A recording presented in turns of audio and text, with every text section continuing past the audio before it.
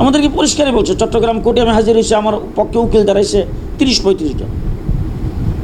উকিলের সেখানে যখন বলছে যে লোকটারা দেখেন, উনি 70 বছর বয়স্ক একজন বৃদ্ধ মানুষ, উনি ঢাকার থেকে চট্টগ্রামে মাসে 8 দিন হাজিরাতে আসতে হয়, জানি ওনার হাজিরা মকুব করেন, স্থায়ী জামিন দেন। সব কিছু শুনে টুইনা বিচারক বলতেছে যে ওনাকে আগের থেকে আমি চিনি, ওনার বয়ান আমি শুনছি, ওনাকে দেখতে যেরকম দেখা যায় বয়স্ক মানুষ, এই সব কিছু আমার নলেজ আছে, আমি জানি, কিন্তু আমি পারতেছি না, অপারক। এর দ্বারা কী বোঝা গেল? হ্যাঁ, সরাসরি বলছে। এই তো হলো আমাদের দেশের হালাত। তা আমাদেরকে নিয়ে গেল প্রথমে অ্যারেস্ট করে ডিবি অফিসে। সেখানে যে একটা রুমের ভিতরে রাখছে, এই রুমটার ভিতরে বেশির চাইতে বেশি 4 থেকে 5 জন মানুষ থাকতে পারে। সেই জায়গায় একের পরে একজনকে নিতেছে। আর কোন মানুষগুলি? ডক্টর আহমদ আব্দুল কাদের সাহেব, মঞ্জুরা মঞ্জুর ইসলাম আফিন্দি সাহেব, মৌলানা সাখাওয়াত হোসেন রাজি, মৌলানা মামুনুল হক, আজিজুল হক ইসলামাবাদী, মৌলানা ফখরুল ইসলাম, মৌলানা জালাল, মৌলানা ইউসুফ আশরাফ, মৌলানা খুরশিদ আলম কাসেমি, এই সমস্ত বাংলাদেশের বরেণ্য উলামায়ে কেরামকে নিয়ে একটা রুমের ভিতরে 13-14 জন, 15 জন। আমরা সেখানে ঠিক মতো বসতে হতে পারি নাই।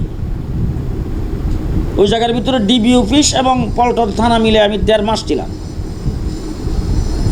যেই মামলাগুলি হচ্ছে, মামলাটা কোর্টের মধ্যে আমাকে হাজির করে সেখানে গ্রেফতার দেখানো হয়, সাথে সাথে সরকার পক্ষের কিছু লোকজন ওইটা মিথ্যা কথাবার্তা, সেখানে যে সমস্ত ভাষা প্রয়োগ করছে আর কি, আল্লাহ ওদেরকে হেদায়েত করুক জন্য। আর আমার মনে হয় হেদায়েত ওদের কপালে নাই। আমরা সামনে খারা যে সমস্ত মিথ্যা কথাবার্তা বিচারককে উল্লেখ করে তারা সেখানে বলছেন, বইলে তারপরে রিমান্ড দিতে হবে, বাস প্রত্যেকটা মামলা 2-3 দিন করে রিমান্ড।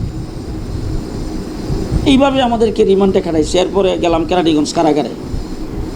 আজীব তামাশা, যেখানে আমাদেরকে রাখছে সেখানে বেশি 10 থেকে 15 জন মানুষ থাকতে পারে। সেই জায়গার মধ্যে আমরা ছিলাম 60-70 জন।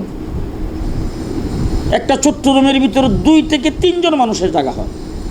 সেই জায়গায় এক একটা রুমের ভিতরে 5 জন 7 জন, কেউ পায়ের কাছে, কেউ মাথার কাছে, এইভাবে আমরা সেখানে কাটাইছি। এবং সেই জায়গায় রুমটা সম্পূর্ণরূপে লক করা, আমরা দরজা বাইরে যেতে পারবো না। আমরা এক রুমের থেকে আরেক রুমে আমাদের যারা আছে তাদের সঙ্গে কথাবার্তা বলতে পারবো না। এইভাবে একজন মানুষকে কয়দিন এইভাবে তালাবদ্ধ করে রাখা যায় একটা রুমের ভিতরে? দৈনিক 2 বার খালি খাবারটা দেওয়ার সময় তালাটা খুলতো, খুললে তারপর খাবারটা ভিতরে দিত। এরপর আমাদের ফ্যামিলির সাথে, আমাদের বাহিরে আমাদের কোনো আত্মীয় স্বজনের সাথে, আমাদের কোনো অভিভাবকের সাথে, আমাদের সন্তানাদের সাথে দেখা সাক্ষাৎ সম্পূর্ণ নিষেধ। আরে আমি তো 6 মাস পরে জানছি যে আমার ফ্যামিলি কুরবানি করছে কিনা। কুরবানির 6 মাস পরে আমি জানতে পারছি। এটাও জানছি আমার ছেলে কোনোভাবে লাইন করে একটা কারারক্ষীর মাধ্যমে আমাকে জানাইছে যে আমরা ভালো আছি, আমরা কুরবানি করছি। আমার আব্বারে বললেন টেনশন যেন না করে। এইভাবে বলেন পৃথিবীর কোন আইনে আছে যে মানুষ অপরাধী সাব্যস্ত হইলে সেটা তার বিচার হবে, তার ফাঁসি হবে, তার জেল হবে? কিন্তু এইভাবে অ্যারেস্ট করে নিয়ে এইভাবে আটকে রাখার কোন আইন আছে পৃথিবীর? যারা বর্তমানে পৃথিবীর জাগতিক আইন যারা করছে তাদের আইনেও তো নাই, আর ইসলামের আইনে তো নাই। এরপরে আমরা অনেক রিকোয়েস্টের পরে আধা ঘন্টা, 4টা থেকে 4:30, একদম জাস্ট 30 মিনিট, মানে কারারক্ষীরা মানে ওখানকার অফিসাররা এইভাবে ঘুরে ধরে দাঁড়ায় থাকতো। আমাদেরকে সারছে মানে 60 ফিট লম্বা একটা বারিন্দা।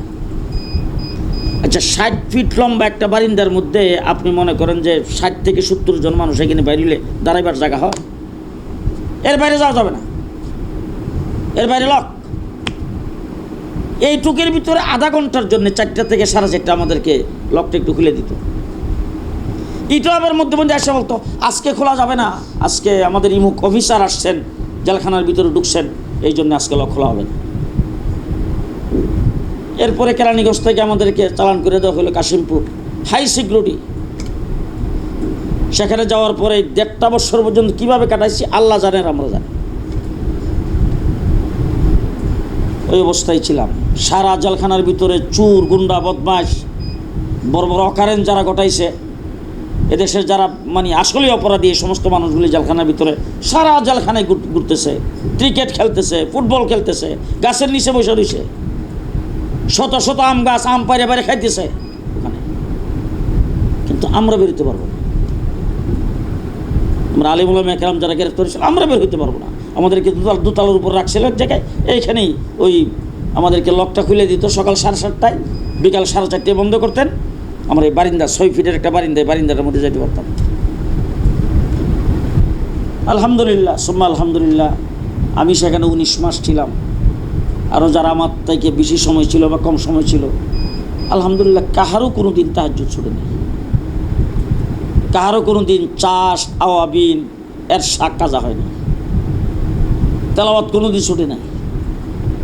আমরা সেখানে সবসময় তালিমের মধ্যে রয়েছি, সবসময় জিকির আজকারের মধ্যে রয়েছি। আমরা জোরে আওয়াজ করে দোয়া করছি, বড় বড় অফিসাররা আইসা, হ্যাঁ আপনারা এরকম জোরে আওয়াজ করে দোয়া করেন, এই দোয়া করতে পারবেন না, দোয়া করলে আপনাদেরকে খণ্ড খণ্ড করে দেওয়া হবে, এরকম হুমকি পর্যন্ত আমাদেরকে দিছে। আমরা আমাদের কাজ চালিয়ে গেছি।